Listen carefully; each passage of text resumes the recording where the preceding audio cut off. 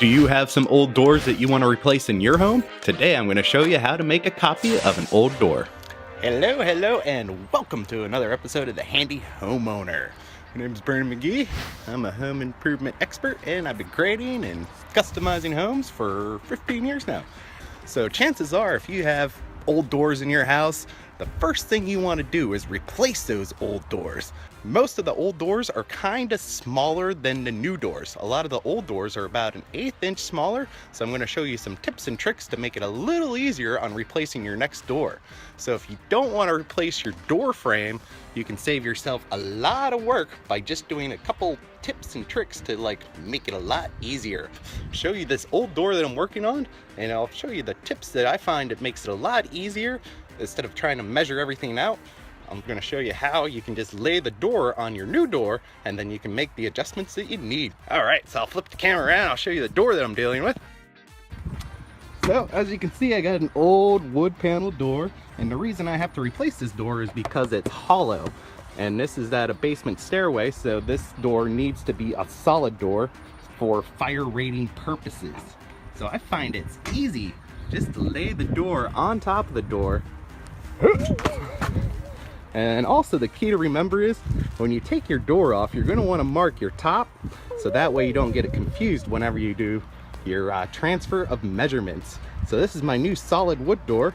As you can see, I put the top on here, and then also it's a good idea whenever you do your hinges. A lot of the old doors, their hinges are in weird positions, so instead of trying to measure off the door frame to get accurate measurements, what I find it's easier, just take the door off, and then to transfer your measurements to get a nice smooth measurement, you're going to want to use a speed square. And as you can see, I put little holes in my speed square to make transferring measurements easier. And then here's usually about 1/4 inch away. So a good thing to do with this is whenever you go to do your door, you're going to want to use a sharp razor blade to score it. And then once you score it, you're going to take about 1/4 inch of the material off. And it's really helpful to use a router or also a chisel.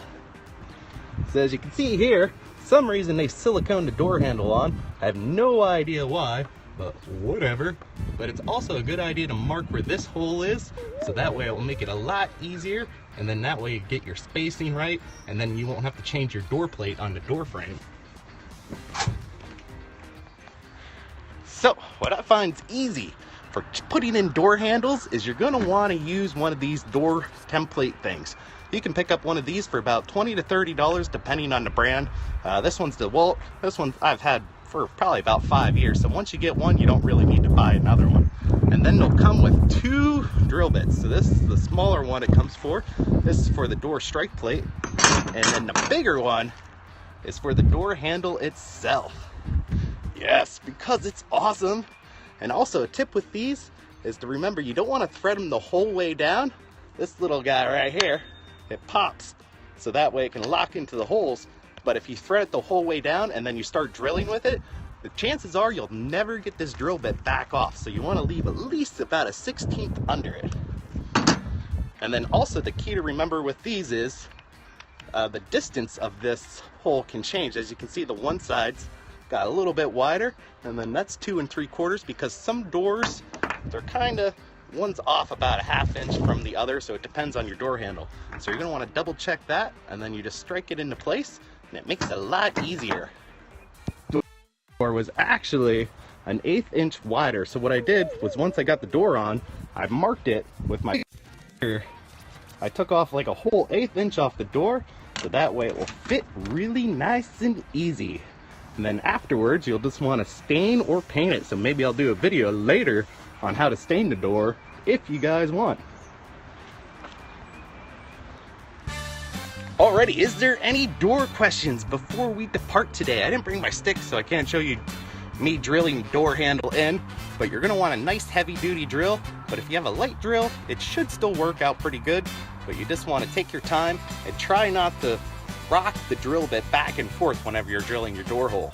And then later on, I'll show you putting on this door. And also, if you found this video helpful, you can go to my website at brandonmcgee.tv. I have more home improvement videos to show you guys how to improve your home. And I just created a new drywall page. And also, don't go yet. Oh no!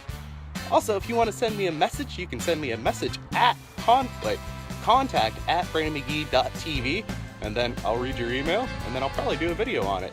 Hello. So, is there any ideas for future projects? So thank you all for joining, and I will see you guys later, where I'll show you how I'm gonna stain this door. Thank you. So I'll see you guys later, and have an awesome day if I don't see you later. All right, see you guys. Thank you for joining. Bye-bye.